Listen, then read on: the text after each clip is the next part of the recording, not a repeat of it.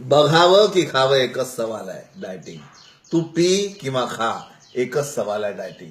या किचन मधल्या विस्तीर्ण डायनिंग टेबलवर पसरलेल्या वेगवेगळ्या चवदार चटकदार पदार्थांकडे नुसतंच बघावं की पाडून टाकावा फडशा त्या सगळ्या पदार्थांचा आणि करावा सर्वांचा शेवट लाडवाचा, जिलबीचा, इडलीचा, गुलाबजामचा आणि शेवटी या डायटिंगचा सुद्धा.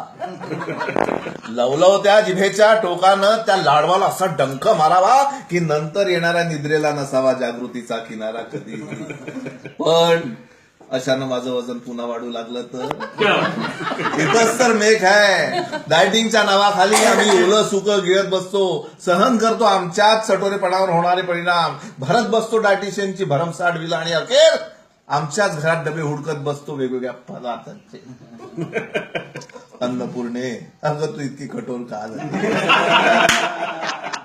एका बाजूला जिला आम्ही वेगवेगळ्या पदार्थांच्या चवी खाऊ घातल्या ती आम्हाला दिवसते आमची बायको हे खाऊ नका ते खाऊ नका असं. आणि दुसऱ्या बाजूला जिनं या चवी आम्हाला शिकवल्या ती तू सुद्धा आमच्याशी असं वागते.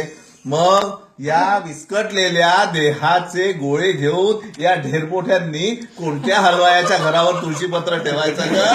कोणत्या हलवायाच्या घरावर तुळशीपत्र ठेवायचं? तू पी किंवा खा एकच सवाल आहे डायटिंग.